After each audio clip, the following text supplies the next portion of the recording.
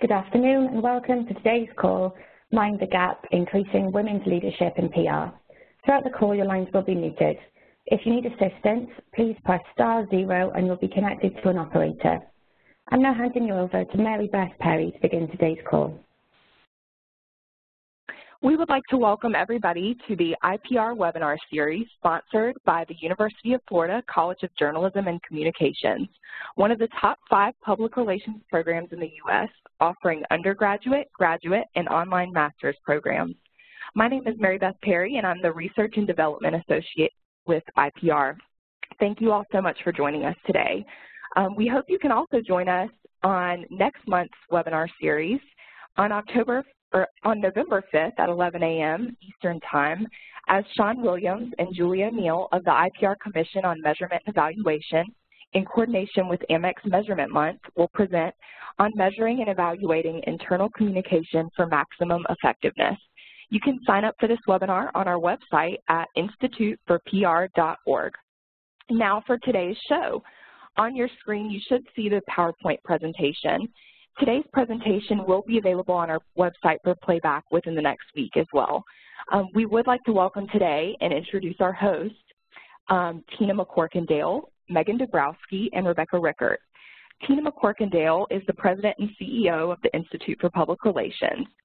Formerly, she was a senior research analyst and has 20 years of experience teaching at several universities. She is a member of the PR News Measurement Hall of Fame and is the recipient of the David Ferguson Award by the PRSA Educators Academy for outstanding contributions to the advancement of public relations education on the part of public relations professionals. She has more than 125 research presentations and academic publications in books and journals. Megan Dubrowski is a Director of Corporate Communications at KPMG and has more than 12 years of experience helping clients from a variety of industries build and maintain a positive brand image in the marketplace. She is also a PR Week US 2018 Champions of PR recipient. Megan's expertise includes media relations, internal communications, stakeholder communications, brand reputation, executive thought leadership, crisis, and media strategy development. Rebecca Rickert is an Associate Director of Reputation and Digital Communications at KPMG. Her specialties include media relations, branding, events, advertising, and copywriting. Rebecca holds experience in all aspects of interactive marketing and communications, including strategic planning and management from the agency and in-house perspective. Thank you so much, Tina, Megan, and Rebecca, for being here today. And just a few more logistics before I turn it over to our host. If you would like to live tweet during the webinar today, our Twitter handle is @InstituteForPR, and please use the hashtag IPR Webinar. We will also have a Q&A at the end of the webinar, and at any point during the webinar, you can submit your questions in the chat box, but please select the All Panelists options from the drop-down menu. And don't forget, you can also tweet your question using the hashtag IPR Webinar. And with that, I think we are ready. And Rebecca, I will hand the floor over to you. Thank you so much. Thanks, Mary Beth.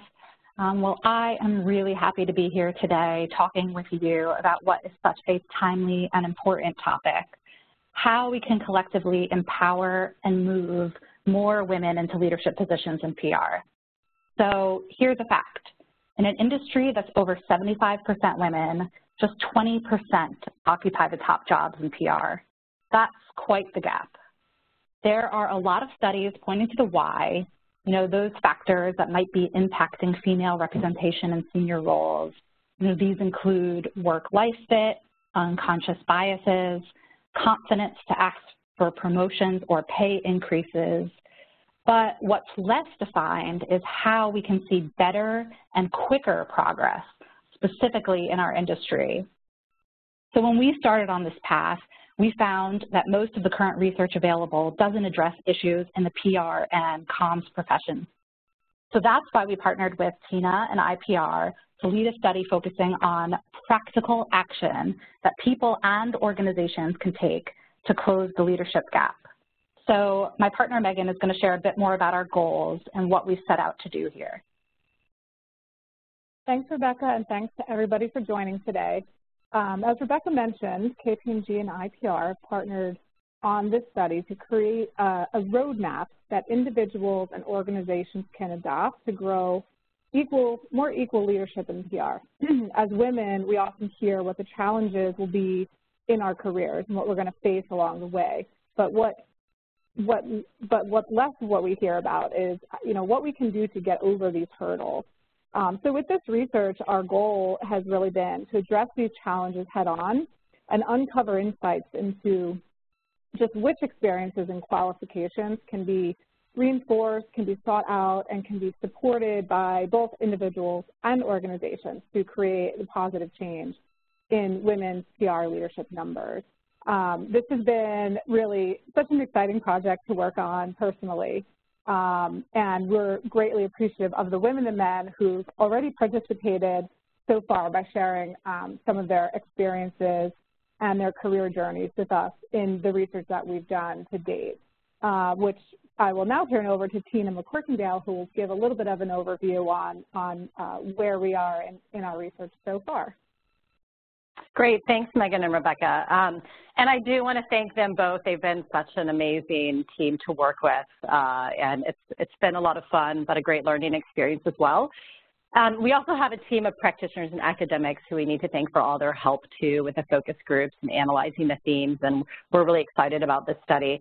So this is a two-part study, and we're finishing up the first phase of the study. And we conducted 10 focus groups total, and with a total of 55 industry participants. And the qualitative piece that we did with the focus groups addressed all the areas that Rebecca said. And it was a combination. We were very strategic in how we put together the focus groups, where we had a group of senior level practitioners who are executive level, CCOs, agency heads. And then we also had groups of mid-level professionals to talk about what they see or maybe the challenges and opportunities they face. And what we also did very strategically is that we had women host the women's sessions, and we had men host the men's session. So we did not mix the two groups together because we thought that was the best way to have a very honest conversation. Our results first launch will be in November, at the very beginning. We've already sort of put stuff together. We just have to get sort of the design and the launch. And in the second phase, we're taking the information that we've learned here and we're moving it into a survey of the profession because, as both Megan and Rebecca said, we noticed there's like a lack of research. There's a lot of commentary surrounding women in leadership, but there's not a lot of research, and specifically in PR in the profession.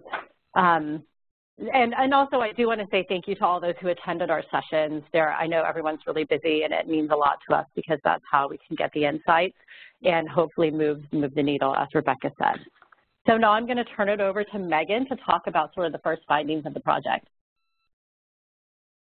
Thanks, Tina. So let's jump right into some of our initial findings. So as you can see on your screen, we began our research focusing on a number of key areas important to career development, which we'll go through through this program. And first, what I'm going to talk about is a little bit on mentorship and sponsorship.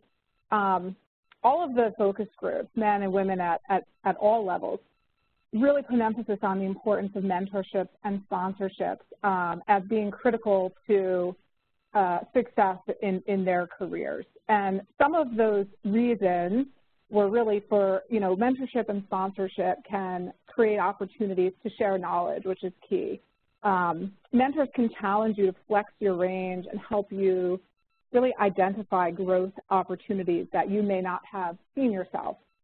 Some of the most valuable insights come from direct feedback, which many of us probably know, but we don't always have opportunities to obtain direct feedback. And so in a mentoring and or sponsorship relationship, that gives you a channel to obtain some of that feedback.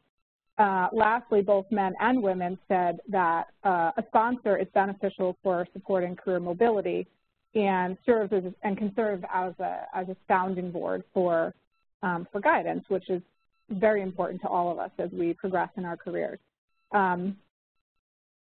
Most people reported that informal mentorships and sponsorships tend to actually work better than formal sponsorships because they're not really forced. And sometimes in a formal mentorship, the chemistry might not be right. You know, feeling like that there's a need to schedule meetings and to think about discussions that need to happen, whereas an informal relationship is a little bit more exactly as it's described, informal, and the conversations and the guidance can come on a less formal note. So, in fact, actually, many reported that mentorships come in all shapes and sizes, and it's really up to you as an individual to seek out these relationships. Another interesting fact was that people were pointing to mentorships, you know, don't always show up in the most traditional places, and that's okay. A lot of people talked about peer-to-peer mentorship, which can also provide insight from like-minded individuals facing similar challenges along their career journey. So that's not something to overlook. Overall, we found that there is momentum in our industry on mentorship and sponsorship. Some senior level women and men said that mentorship programs, formal programs, didn't exist when they were rising to the top. But as we probably all see now, it's more common practice today. There's also a positive shift in women helping other women. Executive participants reported the environment has changed from when they came up, and there was a little bit more of an apprehension about helping other women rise to the top because of the scarcity of women in the industry. But now there's more openness to help each other, and in fact, people are really, you know, reaching out their hands to help other women along the way. So that pretty much sums up mentorship initially. So Tina, I'll turn it back to you to talk a little bit about leadership. Thank you, Megan. So what we learned from the respondents is that what makes a good leader isn't defined by gender. We asked people about what are the qualities of a good leader, and is this espoused more by men or women? And both men and women said it has really nothing to do with gender. It's really the individual who embodies the qualities. Some said they see these qualities in both men and women. Some say they see the opposite in men and women. So it was very individual specific. So here's some of the findings that we had.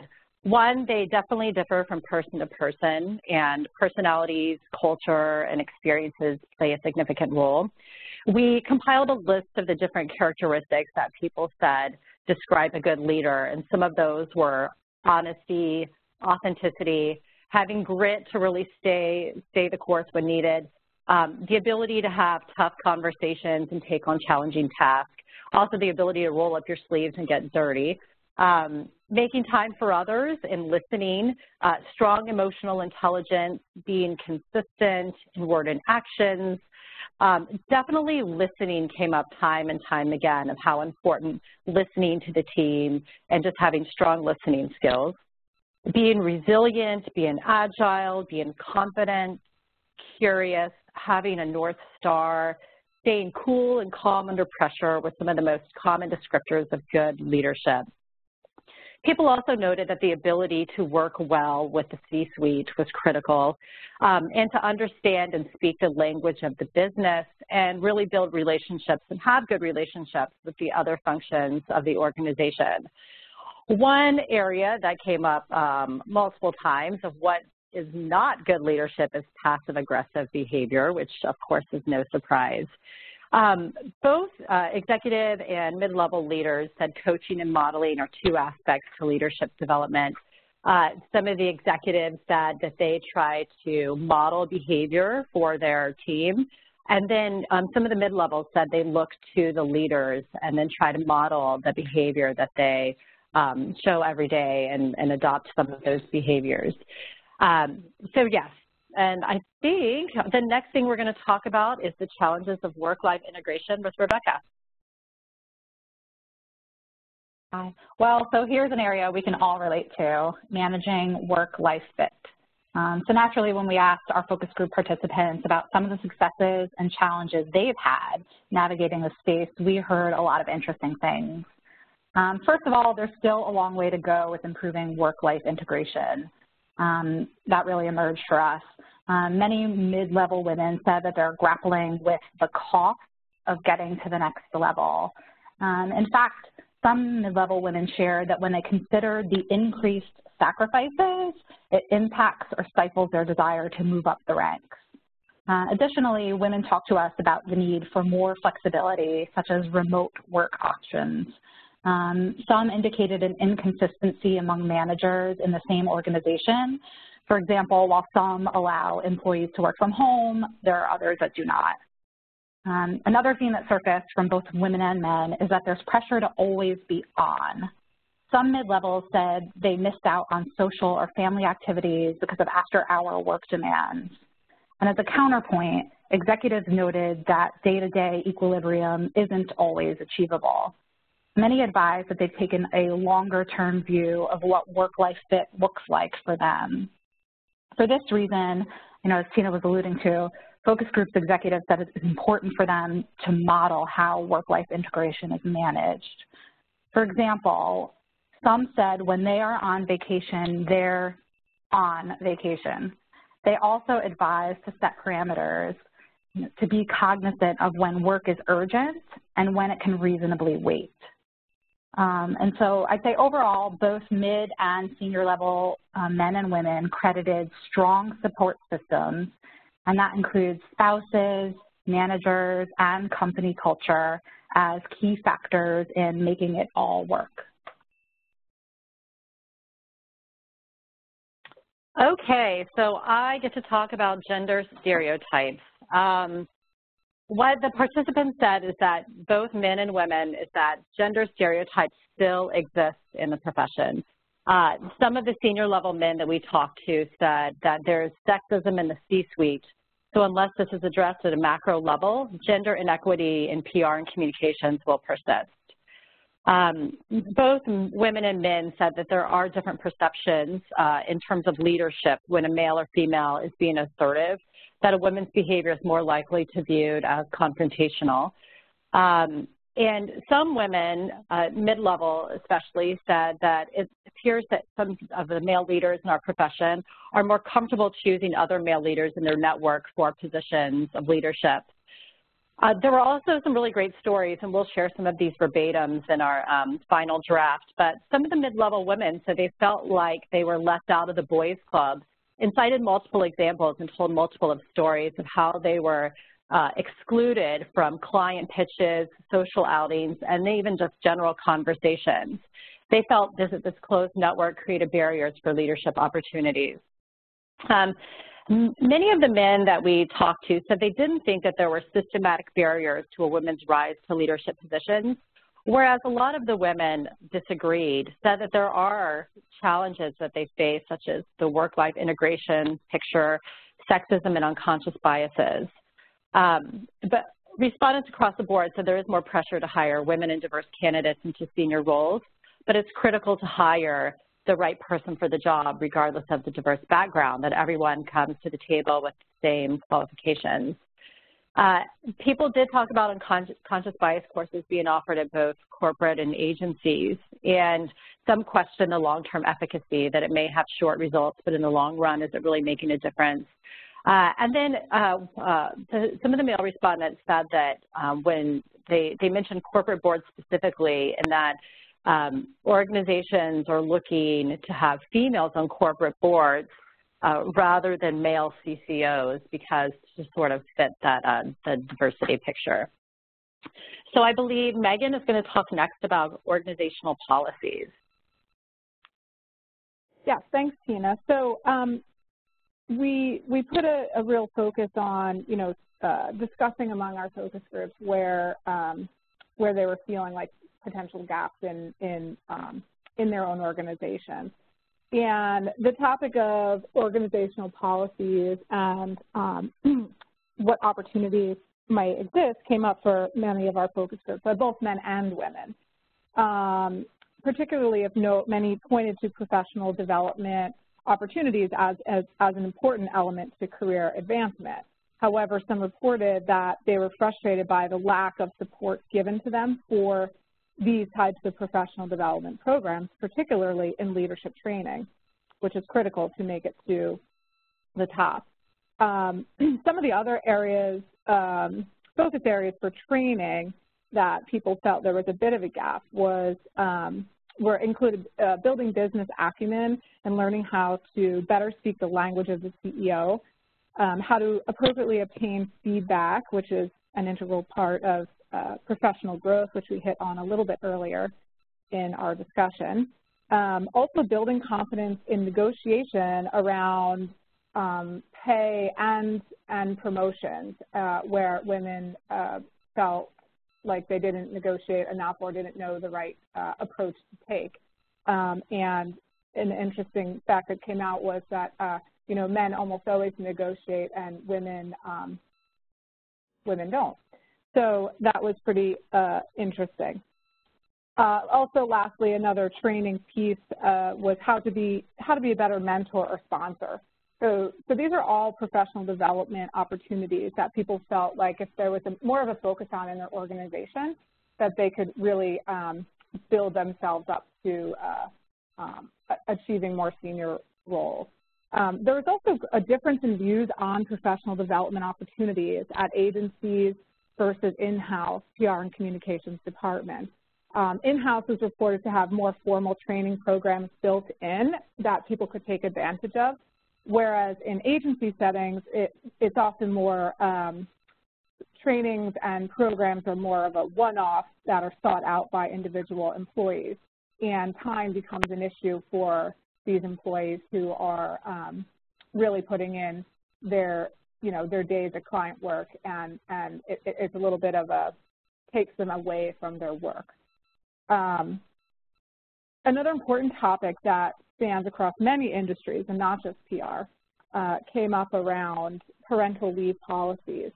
So some reported that their organizations have limited maternity policies and or no paternity leave, which creates a gender-based imbalance, and that's very frustrating for many of the female respondents. Some of the mid-level women said that taking leave of absences for families hampered their ability to be promoted, especially when men were taking much less time off. Some also reported that men who take a significant paternity leave were deemed as less committed toward the organization by some of their peers. Some of the men and women said that when women take maternity leave, it's typically at a very important time in their career, and that they may be missing out on key opportunities. And several suggested that it's unfair that men receive less time for paternity leave, saying that creates the imbalance. And so therefore, some policies should be created around or reiterated around leave policies. Some even suggested that paternity leave should be mandatory and start to equal the playing field. Others voiced that work-life leave policies should be equal to all, including men and women who don't have or don't want to have children. That the leaves of absences should be available to all to pursue their own personal experience, regardless of whether they decide to have children. That these policies should be focused around work and life, not just work and children or family. Lastly, participants noted that while many companies have good intentions in their corporate policies around alternative work arrangements and flexible schedules and remote work opportunities, that there is a degree of shaming that takes place among colleagues, which often deters people from taking advantage of these policies or wanting to take advantage. For example, someone using a flexible work schedule might hear from colleagues comments like, oh, that must be nice, or, oh, what are you working banker's hours today? This really creates tension in the workplace and a lack of respect among peers. So after going through all of this information and some of these initial findings, what can we do as an industry to start to really address these and move the needle? Rebecca? Thanks, Megan. As you've heard, part of our project's mission is to use what we're learning to create a roadmap of meaningful, practical actions to help position women for leading roles. And as you've heard us discuss, we've asked for insights around skills and experiences the rising generation of women can seek, And what are the support mechanisms from current leaders, companies, and the industry that might help create the best, most diverse workplaces? So from these, a few key calls to action have emerged. One important opportunity is to address potential pay gaps. So for individuals, this means learning how to negotiate is critical. And at a company and industry level, there's more opportunity to increase transparency around compensation ranges. Currently, there are sources like PR industry surveys, as well as Glassdoor and other sites, where people can gain better insight into what their peers are earning. And it's also worth noting that in New York and in more and more other states where legislation is being passed, employers are required to have a range for each job they post. They can ask applicants what they're currently making, and employers cannot prohibit people from discussing compensation. So we're moving in the right direction in terms of comp, and progress is being made. Another takeaway is that current leaders must press for progress. So boards of directors, heads of organizations, and current leaders can affect change by ensuring that clear diversity goals are set and met in their own companies and in their own teams. There's also opportunity to look inside organizations to create mutually beneficial policies, that means for the employee and the company, that supports flexibility, and also investing in leadership development programming. Finally, we heard again and again from the men and women participants the importance of continued open dialogue.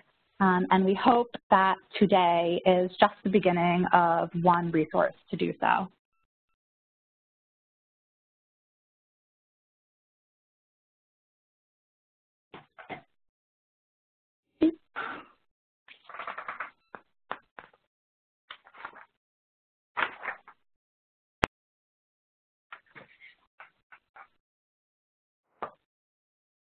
Okay, so I think we have some time for some questions, if anyone has any.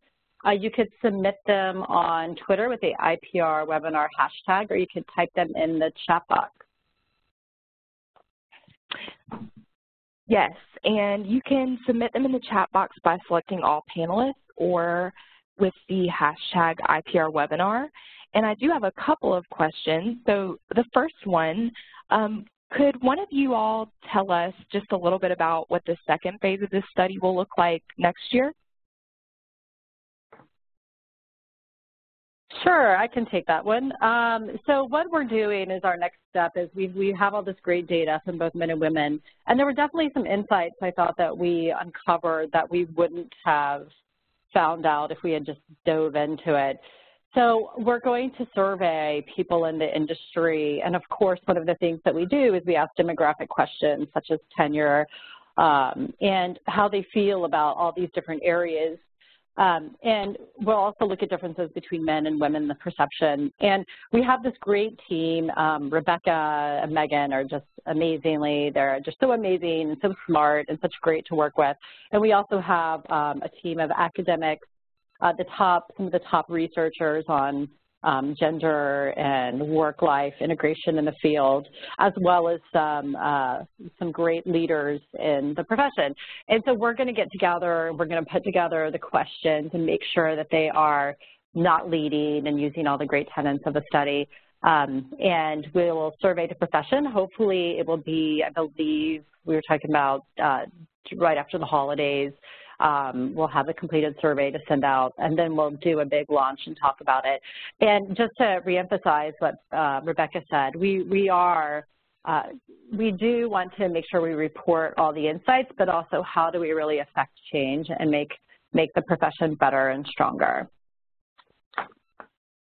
Thanks for sharing that, Tina. And I have another question that's come in. What most surprised you with your findings?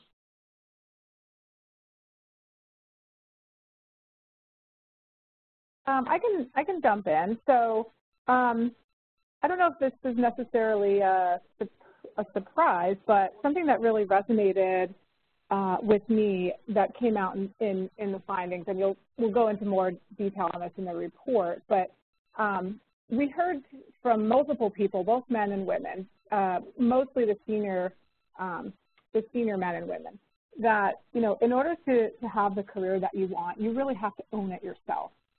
You know, mentors and sponsors and guidance along the way is all incredibly helpful. But for you to take a look at your career and where you want to take it and understand where the gaps are and what's kind of blocking you from getting to that next level, I thought was, and then kind of seeking it out yourself through mentors, through development programs, through sponsorships, and, you know, just owning it, I thought was really sound advice that, you know, a lot of times I think people, you know, are along the way, it's, how come I wasn't selected for this program or for that, you know, project? And, you know, it really comes down to working hard and raising your hand and seeking it out yourself. So I don't know if it's necessarily surprising, but it just really resonated for me. And I would say here that one of the things that I was most encouraged by is that we heard again and again from the executive women that they felt a positive shift in women helping other women. You know, our executive participants reported that the environment has changed from when they came up, when there was a little bit more apprehension about, you know, helping other women because of scarcity. And they said that now that they feel that there's more openness along the way. So I found that really, really nice to hear. As far as what I thought were, go ahead, Tina. As far as I thought, what I heard were some of the surprising findings. I thought that talking to both the men and the women focus groups, it seemed that we all had very similar feelings. No one denied that there wasn't issues with women leaders in the industry as far as like the road that they paved to leadership. And I think when we originally approached it, sometimes this can be a really sensitive topic and people, you know, they want to be really careful. But what I really appreciated is that in the focus groups, how willing everyone was to share their experiences, both men and women, and have really honest conversations. So I thought that was probably one of the most surprising things. And there were also some really great stories that we heard from both men and women, like very raw stories that we'll publish when we publish this report. And I think it sort of should like take a step back and think about our own sort of work-life integration and how we can help people, both men and women, make it work better. Because there are some solutions that people could take today with the org policies and really taking a deep look at what's going on inside their organization that can really make a difference. Thanks, Tina. And we do have another question. It says, it seems that we could have had this exact same discussion and results 10 or 20 years ago. Do you feel that progress is possible? Are agency and client management committed to drive change?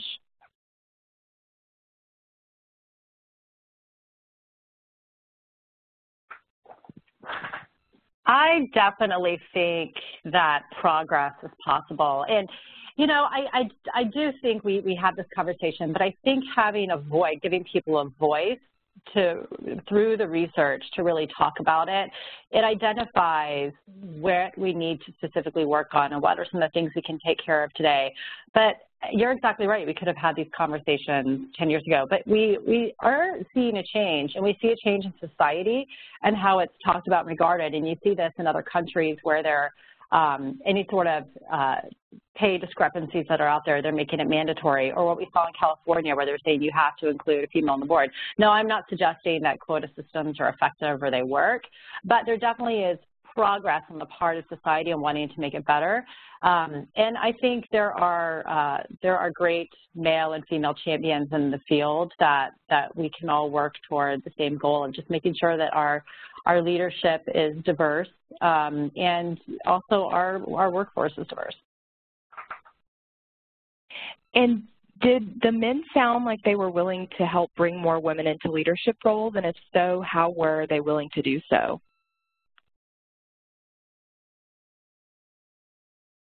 I can jump in. I would say absolutely. I mean, just by sheer numbers of people showing up to participate in this survey, I think alone stands for, you know, shows us something that people, men and women, are willing to work together in advancing PR, women in PR leadership roles. Again, we'll go into a little bit more detail on action, call to actions when we send out our more formal report. But the men were actually very vocal in providing actions, and I thought that that was really interesting. And here's things that we can do together. And you know, what came through in many of the men's focus groups to me was, you know, the men saying, let's bring the men and the women together. You know, there are movements going on outside of PR in society as a whole, and I think that, you know, bringing everybody together, you know, to have a seat at the table and to put all of these topics on a table is critical, and that certainly came through for me in the men's focus group. Thank you so much, Rebecca. And would one of you guys like to touch on what one of the biggest challenges in conducting the research was? Oh gosh, reviewing all the transcripts. It takes a lot of time. It took a lot of time. Because we recorded the conversations and then we transcribed them automatically. And then Mary Beth, who's our great moderator, she redacted all the names and organizations. For the focus groups themselves, what's interesting is that, you know, when you're in the focus group and you're asking questions, there's just never enough time to really ask the questions. And speaking of, if anyone's listening to this and you're like, wow, you know what, this is really great, but I wish you would have asked this, I mean, please let us know, because we are still designing the second phase of the study. My email is tina@instituteforpr.org. Feel free to email me. We would love to hear what people think and add to it. But, you know, it's interesting because and I'll let Rebecca and Megan weigh in, but when you're doing this research, like, okay, you want to be really careful about some of the questions. You're like, I don't want to, like, invade in people's private lives, but I think one of the challenges was just, that was actually not a challenge at all, that people were very willing to speak.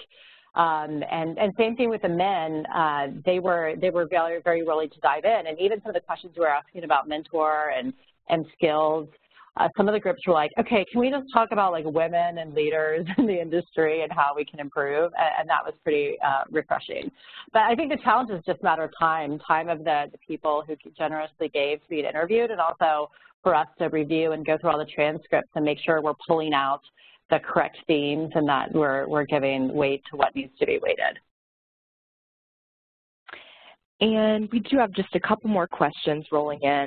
How different are these findings compared to other industries? And was there a difference between corporations and agencies in percentage of female leadership?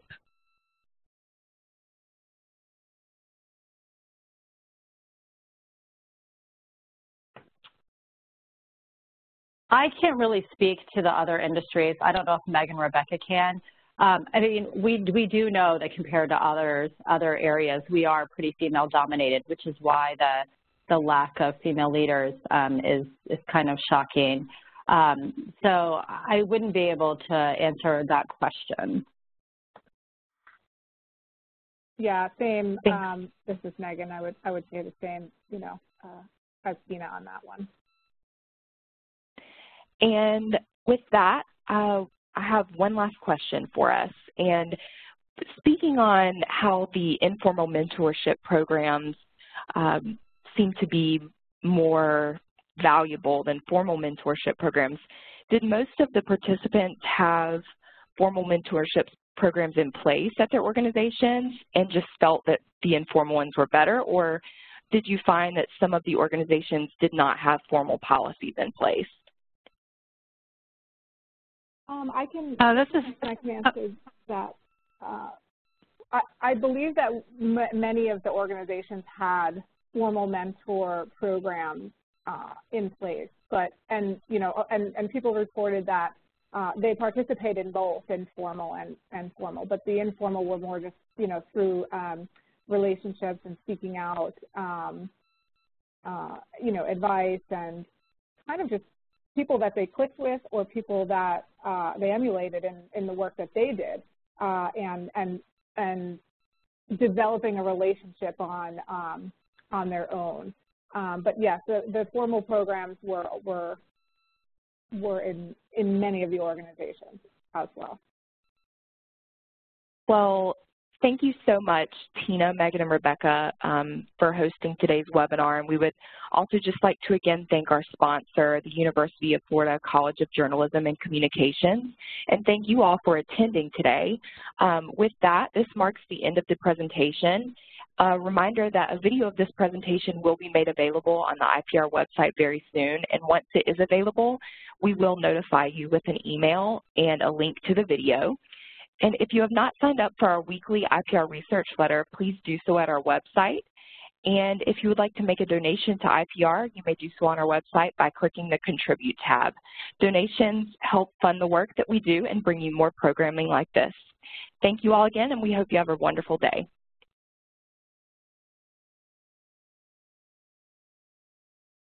Thank you for joining today's call. You may now replace your handset.